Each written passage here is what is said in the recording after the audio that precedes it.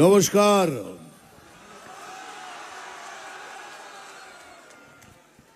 প্রথমেই দুটো খুশখবরই শোনাই আপনাদের।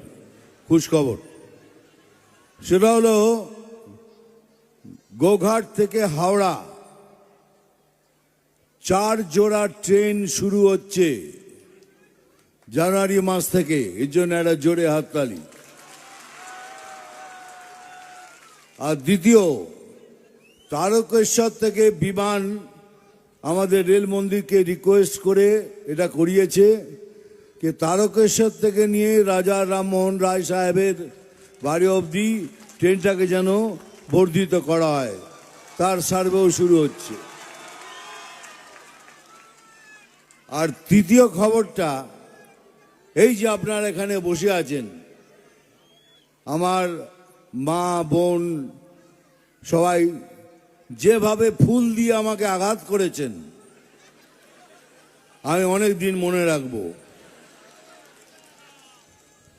কি ফুল মেরেছে, বাপ রে বাপ! মানে আমি হাত তুলে তো চোখ বন্ধ করতে পারছি না। দাম ধুম দাম ধুম। মানে কি রাগে মারলেন না ভালোবেসে? ভালোবেসে? এত ভালোবাসা দরকার নেই। যাই হোক, আমি এসছি অনেক দূর থেকে আপনাদের সাথে হিরোগিরি করতে নয়। আমার হিরোগিরি করার দেখানোর অনেক জায়গা আছে। আমি এসছি এখানকার আমার ভাই বোন বন্ধু সবার সাথে দেখা করতে। আমি বিমানকে বলেছিলাম তোর ওখানে যাব, আমি সে প্রতিজ্ঞা রাখলাম। আজকে আমি এখানে এসছি।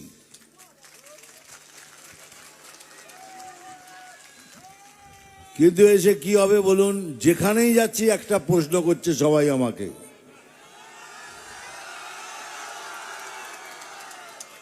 যেখানেই যাচ্ছি সেখানে একটা প্রশ্ন করছে সবাই আমাকে কি দাদা, আমাদের পশ্চিমবাংলা বাংলাদেশ তো হয়ে যাবে না?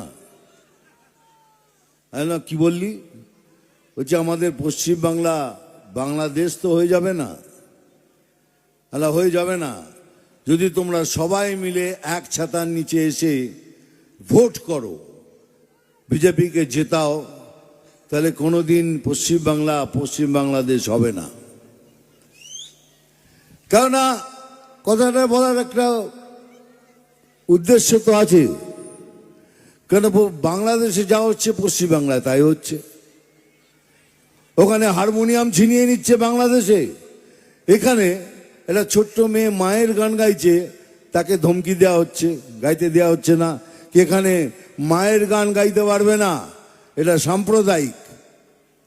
আমাদের যতগুলো ধর্মীয় বই আছে, যত ধর্মের ধর্মীয় বই আছে, তাতে একটা জায়গায় লেখা আছে কে মায়ের পায়ের নিচে স্বর্গ। মায়ের পায়ের নিচে স্বর্গ। माँ के पैरों तले जन्नत है। তাহলে যদি মায়ের পায়ের নিচে স্বর্গ হয়, তাহলে মা সাম্প্রদায়িক হলো কি করে? ছেড়ে দিন, এটা হয়তো কেউ করে ফেলেছে। আবার 2-3 দিন আগে মধুবন্তী নামে একটি মেয়ে লালন মেলায় গিয়ে গান করেছে, তাকে পর্যন্ত ধমকি দেওয়া হয়েছে যে তুই মায়ের গান গাইবি না, আর কোনো অন্য গান গাইছে চলবে না। কেন দিচ্ছেন? তার কারণ হলো একটাই, কেন আপনি তাদেরই যত পারছেন তাদের প্রশ্রয় দিয়ে যাচ্ছেন। তোরা কর, হিন্দুদের মার, হিন্দুদের যত কিছু কাজ আছে তাদের বাধা দে। তাহলে এটা হবে কেন? আপনারা বলতে পারেন দাদা, আমি দেখুন না কিছুদিন আগেই ওই দীপু দাসকে জ্বলিয়ে মারার জন্য হিন্দু জাগরণ মঞ্চের একটা মিছিল বেরিয়েছিল। সেখানে পুলিশ তাদের লাঠিচার্জ করেছে, 18 জনকে গ্রেপ্তার করেছে, তার মধ্যে 7 জন মহিলা ছিল। কেন করছেন এগুলো? কিসের জন্য? বাংলাদেশের প্রতি আপনার ভালোবাসা কেন এত? কিসের জন্য ভালোবাসা? সেই জন্যই বলছি যে কোথাও না কোথাও যেন মনে হচ্ছে কোথাও না যেন কোথাও মনে হচ্ছে যে সমস্তভাবে পরিকল্পনা করার চেষ্টা করা হচ্ছে যে যেভাবেই হোক আমি যেন অধিকারে থাকি, তাতে পশ্চিমবঙ্গ চলে যাক, আপনারা করে নিন। কিন্তু হবে না, এটা হতে পারে না। যদি আমরা সব সনাতনী হিন্দুরা একটা হয়ে যাই আর আমার মতো লোকের শরীরে যদি এক ফোঁটাও खून বেঁচে থাকে तो कोई माई का लाल ये नहीं कर सकता।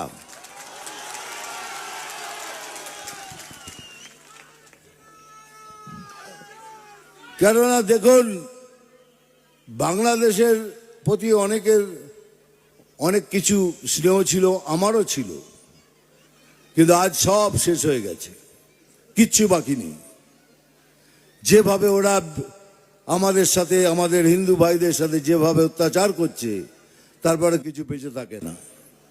সেই জন্য বলছি, আর আমাদের কোনো অন্য কোনো ভিটে নেই, মনে রাখবেন। ওদের অন্য কোনো অনেক ভিটে আছে, অনেক দেশ নিয়ে নেবে, কিন্তু আমরা কোথায় যাব একবার ভেবেছেন? আমাদের কোনো জায়গায় যাওয়া আছে, কোনো ভিটে আছে, কোনো দেশ আছে? কিচ্ছু বেঁচে নেই। তাহলে কি করব আমরা? আমি কিন্তু বারবার বলি, সব জায়গায় বলছি, যে বিজেপি ভারতীয় মুসলমানদের বিপক্ষে নয়। ভারতীয় মুসলমানরা যারা ভারতকে ভালোবাসে, ভারতের জন্য কাজ করে, ভারতের সুখের জন্য কাজ করে, তাদের জন্য। কিন্তু বিজেপি তাদের বিপক্ষে, যারা ভারতে থেকে ভারতের ক্ষতি চায় তাদের বিপক্ষে। তো এইসব লোককে প্রশ্রয় দিয়ে কি লাভ? এইসব লোককে প্রশ্রয় দিচ্ছে। যদি আমার কথা বিশ্বাস না হয়, 2-3 দিন আগে আপনি এবিপি আনন্দ দেখুন, হুমায়ুন কবির সাহেব একটা কথা বলেছিলেন যে আমরা 70% হিন্দু, 70% মুসলমান আর 30% হিন্দু আছে এখানে। ওই 30% হিন্দুকে কেটে ভাগীরথী নদীতে বইয়ে দেবো, তার এগেনস্টে আমি একটা কথা বলেছিলাম। তিনি বলেছিলাম যে আমি ভেবেছিলাম চিফ মিনিস্টার কিছু বলবেন, এসব কথা বলো না, কিন্তু আমি বলেছিলাম। আজকে উনি কি বলছেন? সুমনদার কথা শুনবে এবিপি আনন্দে। উনি বলছেন কি, হুমায়ুন সাহেব আপনি এসব যে কথা বলেছেন এগুলো ভালো নয়, এগুলো হিংসার কথা। তাতে উনি বলেছেন, এটা আমি বলিনি, আমার নেত্রী আমাকে শিখিয়েছেন এসব বলাতে। ভাবতে পারেন, উনি বলছেন আমাদের নেত্রী আমাদের শিখিয়েছেন এসব বলাতে, মানে হিন্দুদের কেটে ভাগীরথীতে বইয়ে দেবে। যাকে এখনো তো হিন্দুর খেলা দেখেনি, যেদিন খেলা দেখবেন সেদিন বুঝতে পারবেন।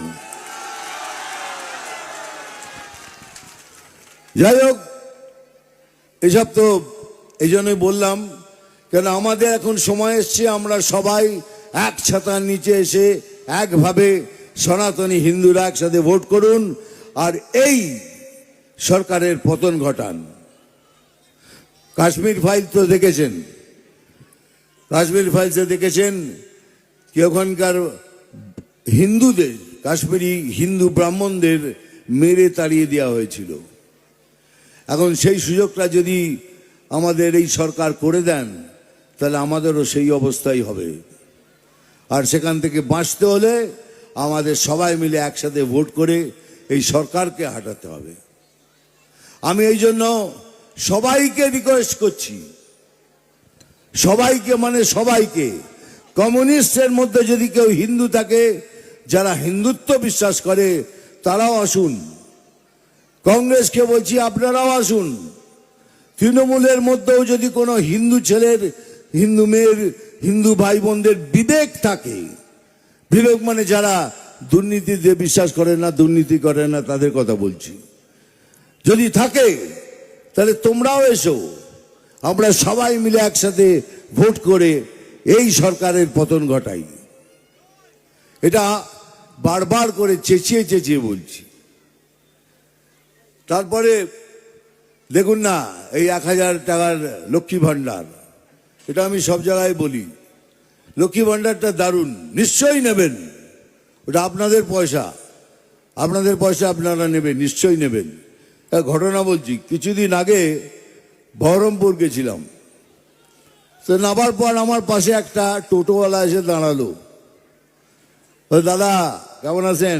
আমি ভালো আছি। তোরা তো খুব আনন্দে আছিস, 1000 টাকা লক্ষ্মী ভাণ্ডার পাচ্ছিস। বলে দৌড়, একটু লিমিট ক্রস করলে 1000 টাকা ফাইন, ওইটাই নিয়ে ভিড়ে দিচ্ছে। দেখুন, আমি কি বলছি লক্ষ্মী ভাণ্ডার নিন, কিন্তু যদি ভাবুন, যদি আপনার ছেলের বিবেক থাকে, সে যদি দুর্নীতি করতে না চায়, তাহলে 1000 টাকা তো নিলেন, তোমার ছেলেটা তো বেকার রয়ে গেল। আপনার স্বামী যার বিবেক আছে, সেও কিন্তু বেকার রয়ে গেল। আপনার মাতা পিতা অসুস্থ, আয়ুষ্মান ভারত 5 লক্ষ টাকার সেবা প্রধানমন্ত্রী সবার জন্য করে দিয়েছেন। 5 লক্ষ টাকার, সমস্ত ভারতবর্ষের লোকে পাচ্ছে, কিন্তু এখানে পাচ্ছেন না, কারণ এখানকার চিফ মিনিস্টার ওটাকে বাধা দিয়ে বন্ধ করে রেখেছেন। এইসব যদি পান, তাহলে নিয়ে কি লাভ? এই লক্ষ্মী ভাণ্ডার আর লক্ষ্মী ভাণ্ডার থাকবে না। আমি চাই আপনারা নিন, ভালো করে নিন, আমার কাছে প্রণামের যোগ্য এইসব জিনিস। কিন্তু এইগুলো আপনার ছেলে, আপনার স্বামী, আপনার ঘরে শ্বশুর শাশুড়ি, বাবা মা কি নিয়ে বেঁচে থাকবে বলতে পারেন? কিচ্ছু নেই। তাই বলছি সবাইকে, এবার আমার স্টেজে বসে থাকা যত আমার কার্যকর্তা আছেন, সবাইকে প্রথমে ধন্যবাদ জানাই। তারপরে বলি কি, আপনাদের মধ্যেও যদি কোনো মনোমালিন্য থাকে, তো দয়া করে ইলেকশন অবধি সেটাকে মিটিয়ে নিন, তারপরে সবাই মিলে একসাথে লড়ুন, লড়ে জিতিয়ে আনুন বিজেপিকে।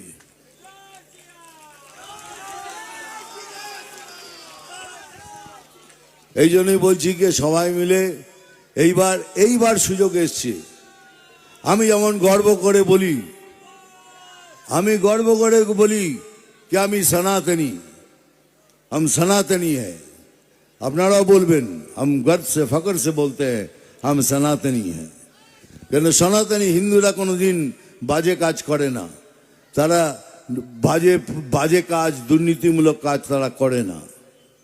এই জন্য বিজেপিতে আপনারা এসব দেখতে পাবেন না। কিন্তু আপনাকে দয়া করে রিকোয়েস্ট করছি সবাইকে, আমার ভাই বোন বন্ধু যারা আছে তাদের, এইবার সুযোগ এসছে, এক ছাতার নিচে এসে সবাই মিলে ভোট করে বিজেপিকে জয়ী করুন, আর এই সরকারের পতন ঘটান। তবে এটা নিশ্চিত, এবারে এই সরকারের পতন হবে হবে হবে।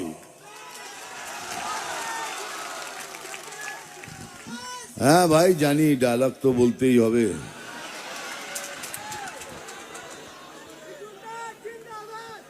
মিঠুন দা জিন্দাবাদ বলে বলে চলে যাই, হবে তো?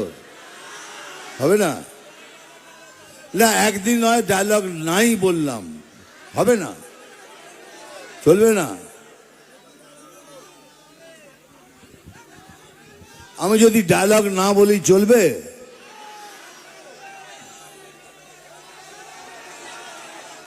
আলা মারবো এখানে,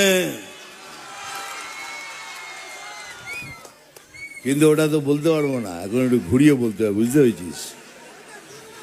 খিচুড়ি রাঁধবো এখানে, তোরা খাবি এখানে সেখানে, ঘুরিয়ে বলে দিলাম।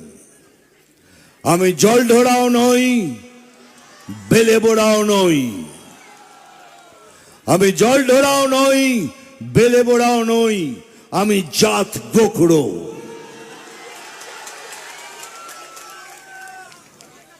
শুধু কলা আর দুধ খাই।